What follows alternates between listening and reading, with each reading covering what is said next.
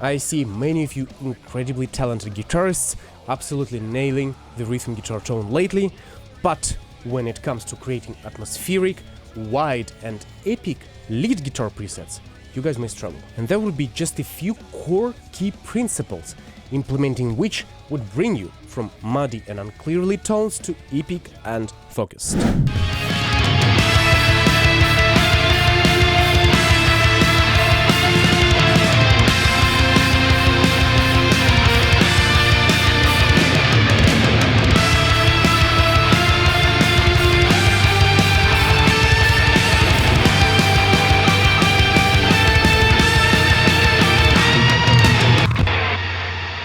This is the tail of the effects that we're working with, and I think they sound epic, wide and atmospheric with being quite wet but not being lost, which is the goal here. So, in this video, I'm going to walk you through a simple way of creating such lead tones.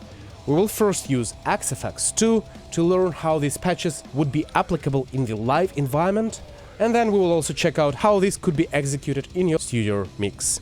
We will consider mid boost for your lead tones, filtered delays and filtered reverbs, and how to implement these to get the best lead tone that you could. Let's do it! Hey, I'm Dr. Trubetskov, the mad scientist of metal, and I'm here to bring valuable information for you guys on recording, mixing, producing heavy stuff. So, mate, please like and subscribe and share it with your friends for the algorithm to push the value forward. Let's go! Dialing in such preset with Spatial 2, Lenses Pack, which sounds really cool. Here is what you can do in order to create a lead preset starting off your rhythm. First thing first, this is how the default preset sounds.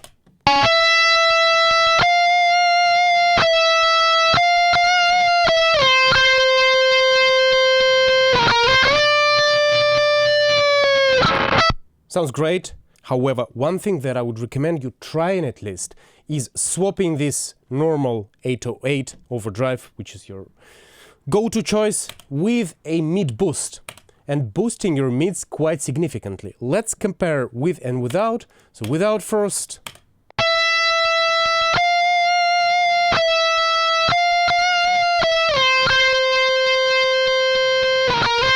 And now with.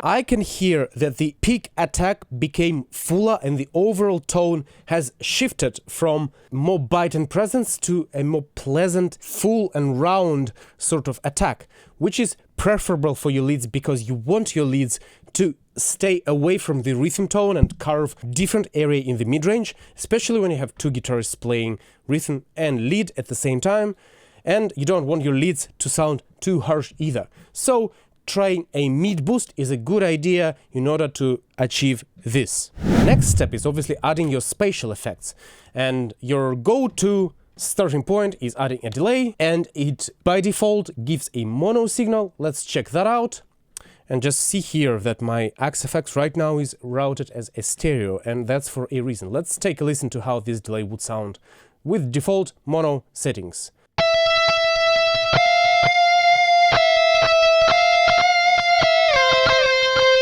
Okay, and now switch to stereo.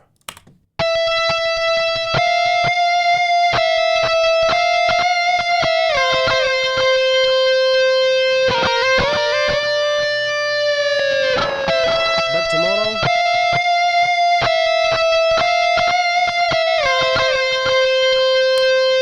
So stereo, for obvious reasons, sounds much wider.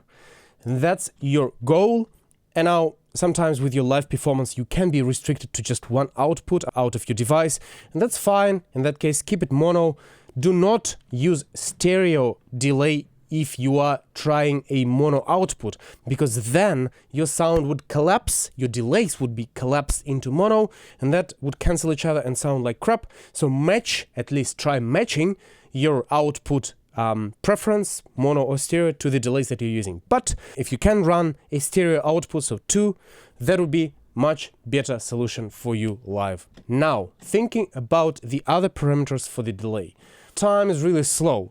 If you can match the tempo of your song. If you have your unit programmed to the BPM of your song, that's amazing. Obviously keep to it. Quarter note is great as starting point for such leads. However, if you do not use tap tempo, sometimes you can just tap tempo as well, but if you don't use tap tempo and if you don't know which delay length is preferable, actually I discovered that 350 milliseconds is quite cool for most of the things. Let's take a listen to how that sounds.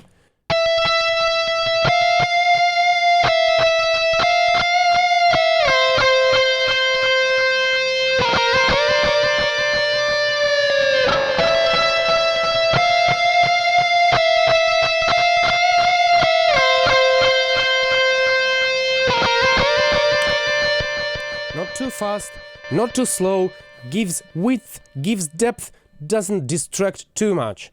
And here is another very, very important, crucial thing which is currently missing from this preset, and my duty is to show this to you. So, the main thing is you will need to filter out the delay so that it doesn't take over and it sounds almost like a radio effect to some extent. So here, I suggest filtering it quite heavily, maybe up to 400 Hz, and here quite a bit too. Let's listen to how this sounds now, okay?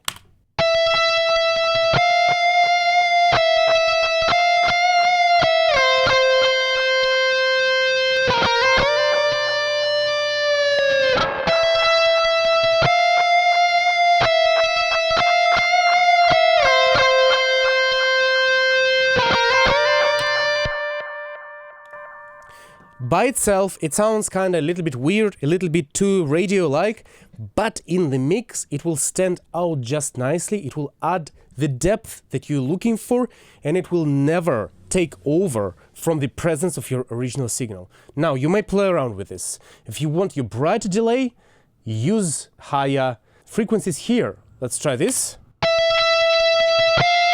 That's too much.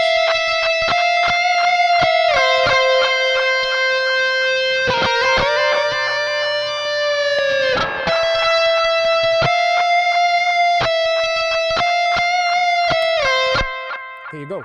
This sounds really nice and cool and adds that bounce that you may be seeking, and it will not add to the mud of your tone.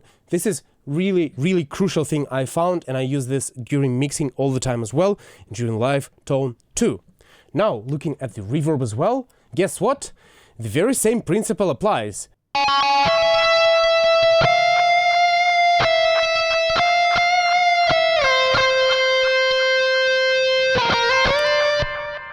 Now, you can hear that the signal is getting reverbed, which is nice, but it also is getting muddy. So, do the same thing. Low cut, quite a bit, and high cut. And let's check that out now.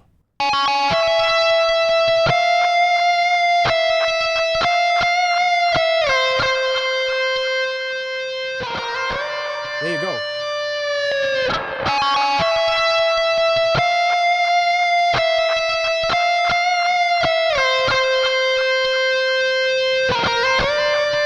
See, without the cut, it's really bad.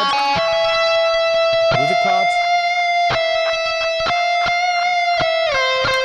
it immediately gives your room back, gives your body back, and it doesn't take over, so you can experiment with longer delay, longer reverb. You can make it wetter, looking at how these principles apply to the guitars in the mix, which is exactly the same thing, just a little bit different sort of layout. Let's check this out.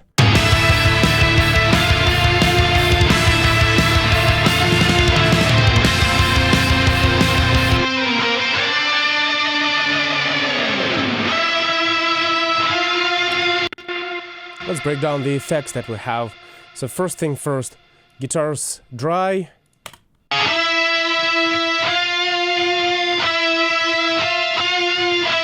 How do dry guitars sound in the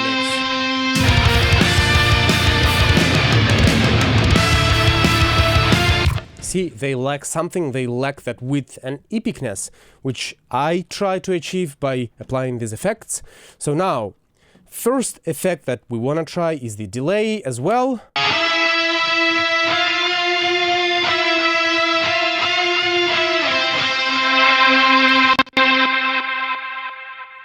And once again, you can see here that this is a Valhalla delay, which is basically the same deal as any other delay. They are all very similar, just different sort of tones, but it is filtered. See, I've cut a bit of lows, quite a bit, and some highs. If I disengage those filters,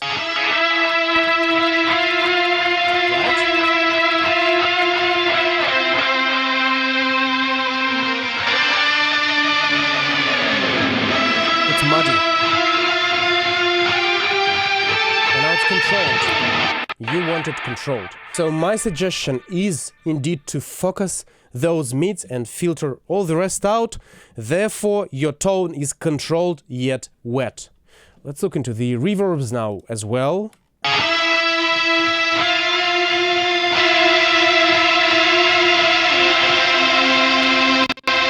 again, it's filtered. As otherwise, look what happens. It's just too much.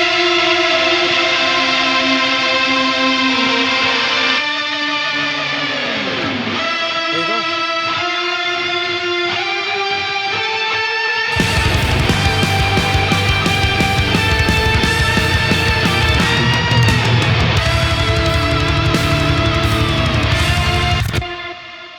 I think it sounds really nice. Let me know what you think, and I hope that this is helpful. So, basically, these are your core principles when creating epic, wide and atmospheric lead guitar tones. Use mid boosts to bump up the mids in a different way so that it stands out from your rhythm tones. Use filtered delays, and if in doubt, 350 milliseconds is fine. Yet the filter for the delay is crucial for your tone to be wet and epic, but not muddy. And the very same thing for your reverbs.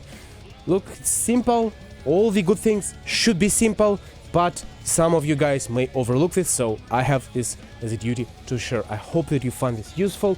I really hope that you can utilize this and implement this for your next live performance. And until then, hit me up with questions and rock on.